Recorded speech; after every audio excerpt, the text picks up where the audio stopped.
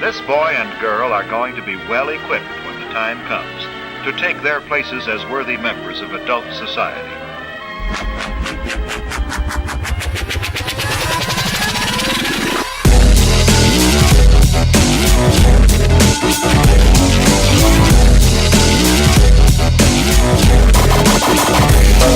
My brains are awash in the sea of misery, overstimulated, overly complicated from the infotainment. Nobody to blame, man. Just wondering where the people who were saying went now. Oh, hey, got to wash your brain.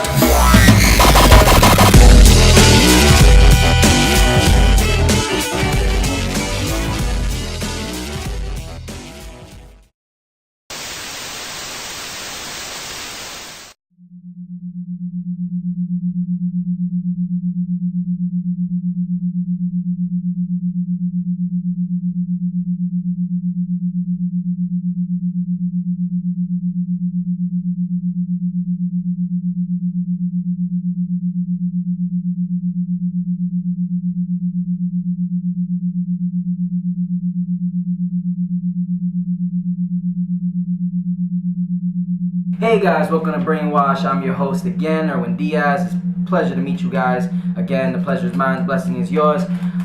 Today concludes the second episode to my show. As I said before, it's a pilot. I'm going on with this. But anyways, I was just watching this documentary the other day. It's called Resonance, Beings of Frequency. And it's an hour and 30-minute long documentary about how the Schumann Resonance was discovered and how it applies to life in general and a whole universe. Now, what the Schumann Resonance is, it's a frequency of 7.28 hertz. It kind of sounds like what we're listening to right now. And what it does, it's supposed to repair and orient the human being and their electromagnetic body. As I've discussed in my early episode, the first episode to be exact, I mentioned that we all have an electromagnetic field around us, which is also called the torus or toroidal flow, toroidal wave. What that is, it's a magnet, it's the aura. It's an unseen electromagnetic field that goes around us from our heart. It pulses out of our heart because our heart is more electromagnetically active than our brain. In fact, our heart is the first thing that is produced when you're in conception, during conception. When a mother is conceiving her baby, the heart is first created, and that heart takes on the shape of the toroidal flow. It's very important that we nourish and enhance and empower and preserve our electromagnetic field. It's very, very important and essential to life. Without it, we cannot live. The Schumann Resonance does exactly that. The most interesting thing that I like from this documentary, and I'm going to show you a clip from it afterwards. They were showing the natural electromagnetic relationship that humans have when it comes to directions. Human beings have a natural sense of direction.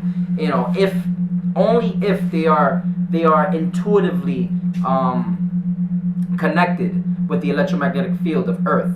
They've done some research with this child, with a couple kids, where they strapped them down to a chair, blindfolded them, and spin them around. And every time they would stop, they would ask them, which side are you facing? North, east, west, or south? And about 99% of the time, kids would get it right.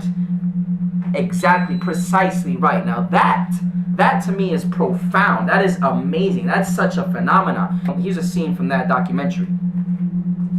This is not some kind of scientific blind man's buff. It's an experiment to find out whether children have a sense of direction. Blindfolded and earmuffed, the subject is turned around in a special chair until he can't remember which direction he's facing. The chair stops and the subject guesses whether he's facing east, west, north or south. The guess is recorded in a small computer.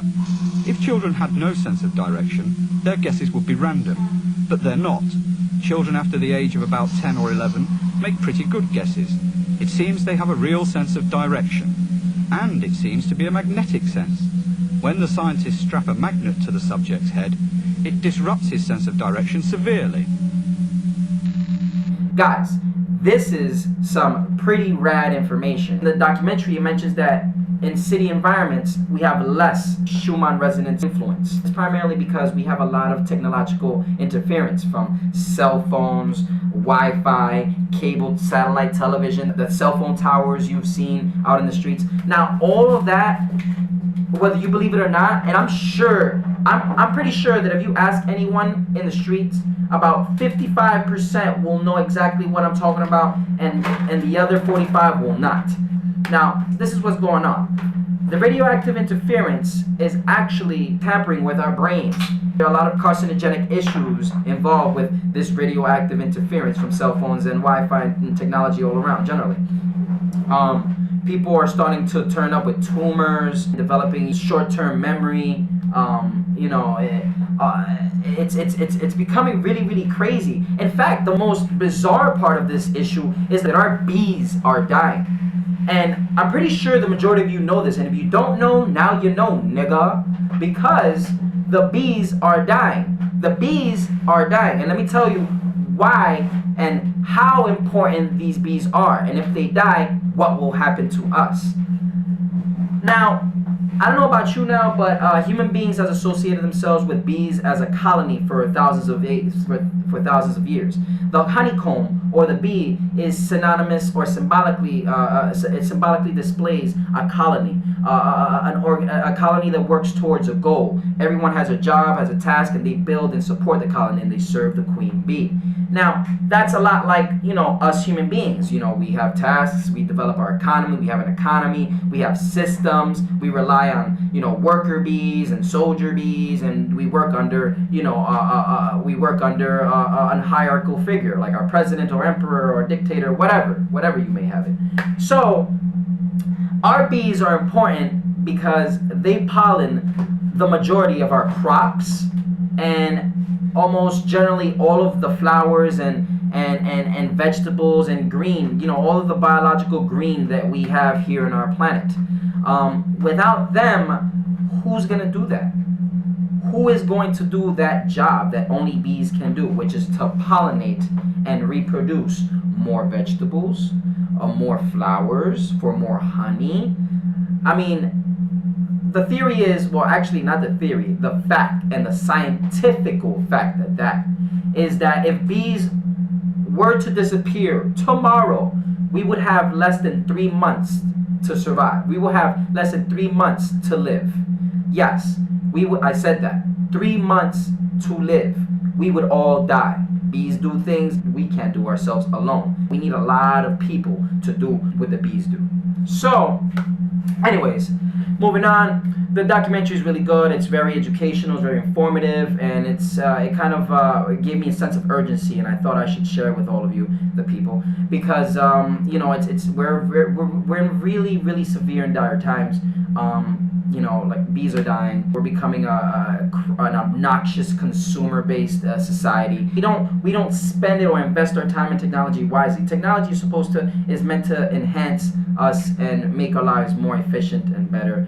We're lazy creatures by nature, but we're abusing it. A lot of people take stupid pictures of kids fighting in the streets, kicking each other's ass. Some people spend 3 hours a day watching World Star Hip Hop. I mean, who does that? Not me. I gotta admit, it's sometimes funny, but I just don't have the attention span to sit down and flip through channels like it was Robot Chicken and be entertained by hood trashed crap. You know what I'm saying? Like, it's retarded. There's no educational value to it. This is not what humans live and die for. We live and die for knowledge. We are here to learn. We are here to build, to create, to save, not to fucking entertain our lives every day. Everybody wants to be a show. Everybody wants to be a freaking celebrity. I mean, I'm not one to criticize and stuff because I have my own show. However, I have created this show with a specific purpose, which is to serve you. Serve you, as I said, the people. Okay? I do not want to involve myself into any of the stupid media hocus pocus that I really don't think is useful for us. I mean, what are you gonna do if I tell you Beyonce got hit in the tit by Jay-Z because they were freaking mad because he couldn't pay the Louis Vuitton bill? I don't give a shit. I don't give a shit. What are you gonna do if I tell you Leonardo DiCaprio died the other day from the making of a new freaking junkie movie, Basketball Diaries 2? Basketball Diaries 2, I don't give a shit. What are you gonna do if I freaking tell you that, I tell you the most invaluable information that you could ever possibly hear? What are you gonna do with it? Nothing. Read a book. Or watch my show. It'll do you some good. Either you read a book or you read me. I'm sorry, but sorry, that's my mom laughing upstairs. Never mind that. So Schumann Resonance, check it out. Resonance, beings of frequency, is really nice.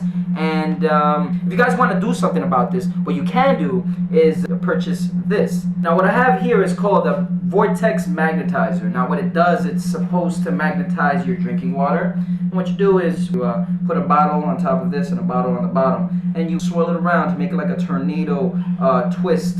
It imitates the golden ratio of the whole universe, how we live and how our galaxy spirals and how our solar system works. So I mean, it follows the golden mean ratio, which is 3.14. That's also known as the mathematics of God, and it follows this to that level. And with this, we actually get the full benefits of water as it's supposed to be magnetized. Now, natural spring water, or any water at all outside of city water, is actually cleaner, healthier, and more vibrant and alive, and able to be more absorbed by our cells. It's kind of weird. But yeah, this does help, and it will help most people heal and remedy themselves. Now I'm going to put this right back. It will help people remedy themselves from the radioactive interferences from satellites and, the nasty tap water supply filled with fluoride. Here's a shout out for Joshua Elmendorf, who wrote an article for the issue of radioactive influence and the importance of Schumann resonance. It's called Energy and You, and What's That Ringing Noise? He starts off with saying, with the advent and rise of popularity with the quantum sciences, many theories and realizations about the world around us are becoming more public knowledge. The idea of Qi, or magic, is rapidly gaining credibility as practitioners of Qi-Lel, studiers of quantum physics, and professed Buddhists come to common ground with the realizations that energy flows through us all. For instance, have you heard of the YouTube video floating around that shows Qi-Lel practitioners healing a tumor in less than 5 minutes? Now, this is all fine and interesting, but what are some practical bits of knowledge that the layman could gain from all this? Simply being aware of it will shed light on many ailments we could all very well be misdiagnosing. Have you ever heard of electromagnetic sensitivity, or EMS? Over 250,000 Swedish civilians are affected with it. It is considered to be a functional impairment. EMS systems vary on an individual basis, but may include severe tingling of the skin, burning pin and needle sensation all over the body, sunburn-like feelings on the head, headaches, blurred vision, tinnitus, tiredness, gastric problems, mood swings, muscular weakness, nausea, heart rate, and blood pressure changes. The list goes on. Why such a broad range of severe effects? A functional impairment is a health condition in which the normal function of a body part is at less than full capacity, which means the effects appear where the radiation exposure occurs. An example, wherever you place your cell phone, i.e., wherever you place your cell phone. Whether you are aware of it or not, there is energy flowing through you at all times from a multitude of sources. This was true even before the invention of wireless technologies. The sun, earth, moon, and even the stars give off radiate energy. Give off, radiate, or in parentheses, radiate energy. The problem is not that we are exposed, but that we are allowing for harmful types of radiation in our day-to-day lives. Energies that excite ourselves to the point of confusion and self-harm. For example, cancer. What we need to understand is that not all radiation is bad for you. For instance, were you aware that waterfalls radiate a positive type of radiation? Now, This is where people get confused.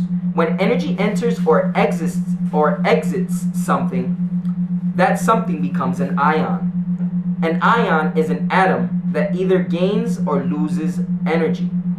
Positively charged ions aren't exactly positive for your health. When you receive positive ions, it makes that area positively charged. Positive, when speaking of ions, means that the atoms are guarded and do not allow for a free and easy flow of energy. Negative ions, like the ones produced from those sports bracelets you see at mall kiosks being advertised by sports icons, allow for a more free and easy flow of energy, allowing your body to function normally. Below, for your convenience, is a list of positive and negative ion generating devices and things. Positive ions are cell phone to cell phone towers, computers / televisions, satellite dishes, electric generators, x-rays, smart meters, microwaves, antennas. Negative ions are waterfalls, Himalayan sea salt lamps, cat purrs, lava rocks, trees, organite, crystals, plants, and fresh air. Too much of anything can be bad for you, however. Having a cell phone permanently at your side can make sure your thighs and groin are incapable of functioning properly, thus increasing the risk for organ failure and cancer growth. Too much negative ions can also cause uranium exposure as well. That is why it is important to be aware of your surroundings and take an interest in the new technologies that are coming out every day. Maybe you don't want that extra powerful new phone. Is it really worth it? How do we know that the mood swings we get or the headaches we frequently have aren't because of the effects our own technologies are having on our bodies? And this is an article written by Joshua Elmendorf. Again, it's called Energy in You, or What's That Ringing Noise? Go check him out on Facebook. Add him as a friend.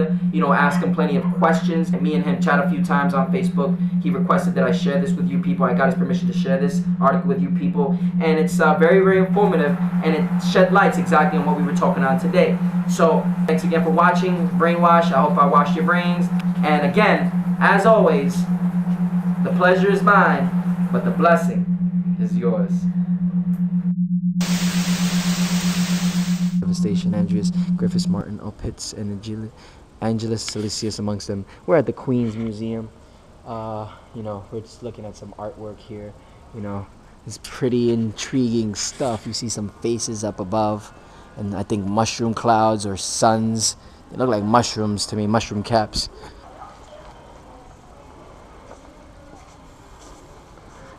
The ghosts.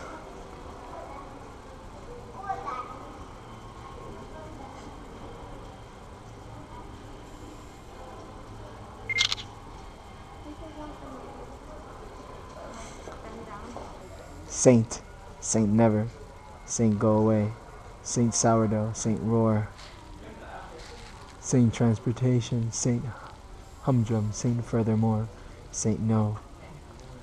First, the pages have to be unfrozen and the deeds undone. Then Hample history overthrown, burnt and re-established by the fate of Hamplemen, who need the unfrozen pages to get a history for their cardboard existence. With so much non-existence in their bones, they must and need and can't stop.